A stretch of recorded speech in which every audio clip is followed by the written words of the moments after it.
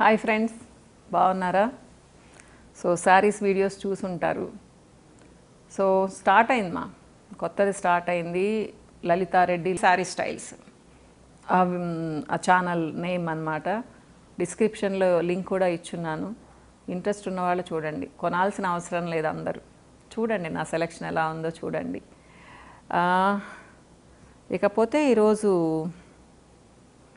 ఈ మధ్యకాలంలో ఈ కరోనా వచ్చిన తర్వాత నేను చాలా తరచుగా వినే శబ్దం ఏంటి అంటే నీరసం, ఒళ్ళు నొప్పులు. ఎందుకంటే ఆల్మోస్ట్ అందరికీ అలా టచ్ చేసి వెళ్ళిపోయింది కరోనా. ముఖ్యంగా ఒమిక్రాన్ అయితే ఆల్మోస్ట్ అందరికీ వచ్చినట్టుంది. దగ్గులు, తుమ్ములు, సఫర్ అయ్యారని చెప్పను, కానీ ఏమైనా కొంచెం అందరికీ కష్టంగానే ఉండింది ఒక 1 వీక్ వరకు. కాకపోతే ఇంట్లో ఉన్నా కానీ తగ్గిపోయింది అనుకోండి, అది వేరే విషయం. సో దానివల్ల ఎక్కువ అయిందేమో అని అనుకుంటున్నాను. కానీ ఇక్కడ నేను ఇంకొక విషయం రిమైండ్ చేయదలుచుకున్నాను, ముఖ్యంగా లేడీస్కి. ఎందుకంటే ఈ నీరసం, ఒళ్ళు నొప్పులు, కాళ్ళ నొప్పులు అనేవి కాల్షియం తక్కువైతే కూడా వస్తుందా? చాలా రోజుల ముందు హాయ్ టీవీలో మాట్లాడాను కాల్షియం గురించి, కానీ మన లైఫ్ స్టైల్లో మాట్లాడాలనుకుంటున్నాను. సో అందుకని మీకు చెప్తున్నాను. మనలో చాలామందికి కాల్షియం తక్కువ ఉంటుందా? ముఖ్యంగా ఏంటి అంటే 25-30 సంవత్సరాల వరకు మన బాడీలో కాల్షియం లెవెల్స్ డిపాజిట్ అవుతూ ఉంటాయి. కానీ తర్వాత ఏమవుతుంది అంటే మనకి కొంచెం తక్కువైనా కానీ మన బోన్స్ నుంచి కాల్షియంని బాడీ తీసేసుకుంటూ ఉంటుంది తక్కువైనప్పుడల్లా. అందుకనే 40లోకి వచ్చేటికి మన కాల్షియం లెవెల్స్ చాలామందికి తగ్గుతాయి. మీరు అనొచ్చు, మరి మేము బాగా తింటున్నాం కదా, మరి మా కాల్షియం ఎందుకు ఉండదు అంటే, అబ్జార్ప్షన్ మనం తినడం ఒక్కటే కాదు తింటే అది ఎలా అరుగుతుంది, మన బాడీ ఎలా అబ్జార్బ్ చేసుకుంటుంది అనే దాని మీద మన హెల్త్ డిపెండ్ అయి ఉంటుంది. చాలా పెద్ద సబ్జెక్టు, మీకు కొంచెం క్లియర్గా చెప్పడానికి ట్రై చేస్తాను నేను. ఇప్పుడు కాల్షియం కాల్షియం అబ్జార్బ్ అవ్వాలి అంటే విటమిన్ డి ఉండాలి. మీకు అందరికీ తెలిసిందే, మనకు విటమిన్ డి కూడా ఈ మధ్య చాలా తగ్గిపోతుంది. ఒకప్పుడు ఇండియన్స్కి విటమిన్ డి డెఫిషియన్సీ ఉండేది లేదు. నేను అసలు అబద్ధాలు అనుకునేదాన్ని ఫస్ట్ డాక్టర్స్ చెప్తూ ఉంటే, ఏంటబ్బా సడన్గా ఇలా వచ్చేసింది అని చెప్పేసి. కానీ నిజం, పాపం వాళ్ళు ఎందుకు అబద్ధాలు చెప్తారు చెప్పండి. సో మన ఫుడ్ వల్ల అయితేనేమి, మన పొల్యూషన్ వల్ల అయితేనేమి, మన స్లీపింగ్ హ్యాబిట్స్ వల్ల అయితేనేమి మనకు చాలా న్యూట్రియంట్స్ తగ్గిపోతూ ఉన్నాయి. ఎందుకంటే మనం అంతా మారిపోయాం కదా, అడ్వాన్స్ అయిపోతూ ఉన్నాము. కానీ ఈ కాల్షియం డెఫిషియన్సీ అనేది మనకి ఎప్పటి నుంచో ఉందా, ముఖ్యంగా లేడీస్కి చాలా తక్కువ ఉంటుంది. నిజమ్మా, మనకు రోజుకి 1000 మిల్లీగ్రామ్స్ నుంచి 1200 మిల్లీగ్రామ్స్ కాల్షియం కావాలి. మనం ఈ రోజుల్లో పాలు తాగడం లేదు, పెరుగు తినేవాళ్ళు కూడా చాలా తక్కువ మంది, హాఫ్ మెంబర్స్ కూడా తినడం లేదు. నా దగ్గరకు వచ్చిన క్లయింట్స్ని అడిగితే సగం మంది మజ్జిగ తాగరు, పెరుగు తినరు. సరే వదిలేద్దాము, బీన్స్ పడవు, ఆకుకూరలు అసలే నచ్చవు, ఇలా కాల్షియం రిచ్ ఫుడ్ అంతా మనం దూరం పెట్టేస్తున్నాము. పోనీ సప్లిమెంట్స్ వేసుకుంటారా అంటే అది కూడా వేసుకోరు. ఎందుకు అంటే బ్లడ్ టెస్ట్ చేయించుకుంటే థైరాయిడ్ చేయించుకుంటారు, థైరాయిడ్ ఉంటుంది, కానీ కాల్షియం చూసుకోవాలి అని వాళ్ళకి తెలియదు పాపం. మరి ఎందుకన్నా డాక్టర్లు కూడా స్ట్రెస్ చేయరు. థైరాయిడ్ ఉంటే కూడా చాలా వరకు కాల్షియం తగ్గిపోతుంది, హార్మోనల్ ఇంబ్యాలెన్స్ ఉంటే కూడా కాల్షియం తగ్గిపోతుంది. సో ఇట్లా మనం కాల్షియంని చాలా తగ్గించేసుకుంటున్నాము, మన డైట్లో తీసుకోవడం లేదు, సప్లిమెంట్గా కూడా తీసుకోవడం లేదు. ఇంకా ఒక విషయం చెప్తాను, స్కిన్ బాగుండాలంటే కూడా కాల్షియం అవసరమ్మా. మీ హార్ట్ ఫంక్షనింగ్ బాగుండాలంటే కూడా కాల్షియం అవసరం.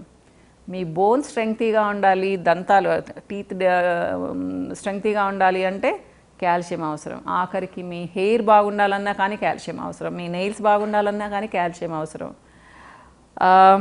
న్యూరో ట్రాన్స్మిటర్గా కూడా పనిచేస్తుంది, అది దానికి కూడా హెల్ప్ చేస్తుంది. ఇలా చెప్పుకుంటూ పోతే ఎన్నో అడ్వాంటేజెస్ ఇంకా మీ బోన్ స్ట్రక్చర్ బాగుండాలన్నా, పెద్దవాళ్ళ కొద్దీ మీ జాలైన్ బాగుండాలన్నా, బుగ్గలు జారిపోకుండా ఉండాలన్నా కానీ కాల్షియం అవసరం. ఎందుకంటే కాల్షియం బాగుంటే కదా మీకు జాలైన్ బాగుంటుంది.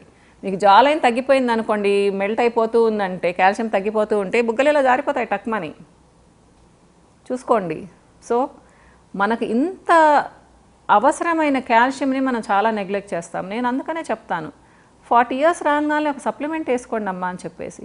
చాలామంది చెప్తారు, మేము అది తాగుతున్నాం, ఇది తాగుతున్నాం, ఏంటి మిల్క్లో వేసుకునే పౌడర్స్ తాగుతున్నాం అని చెప్తారు. ఎంత కాల్షియం ఉంటుందా? మనం కనీసం 500 గ్రామ్స్ అన్నా 500 మిల్లీగ్రామ్స్ అన్నా కాల్షియం అడిషనల్గా తీసుకుంటే కదా మనం బాగుంటాము. ఇంకా కొంతమంది తెలివిగా కాల్షియం కిడ్నీ స్టోన్స్ వస్తాయి మ్యామ్ అంటారు. సో అవన్నీ వేరుమ్మా. మీకు కాల్షియం తక్కువైంది అంటే మీకు నిద్ర పట్టదు, నీరసంగా ఉంటుంది, పాల్పిటేషన్ ఉంటుంది, కాళ్ళ నొప్పులు వస్తాయి, కీళ్ళ నొప్పులు వస్తాయి కొన్ని రోజుల తర్వాత. చాలా అంటే జుట్టు చాలా రాలిపోతూ ఉంటుంది, స్కిన్ పాడైపోతుంది, తొందరగా రింకిల్స్ వచ్చే అవకాశం ఉంటుంది. సో ఇవన్నీ అవసరమా అమ్మ? ఇంకొకటి డ్రైనెస్ కూడా అమ్మ.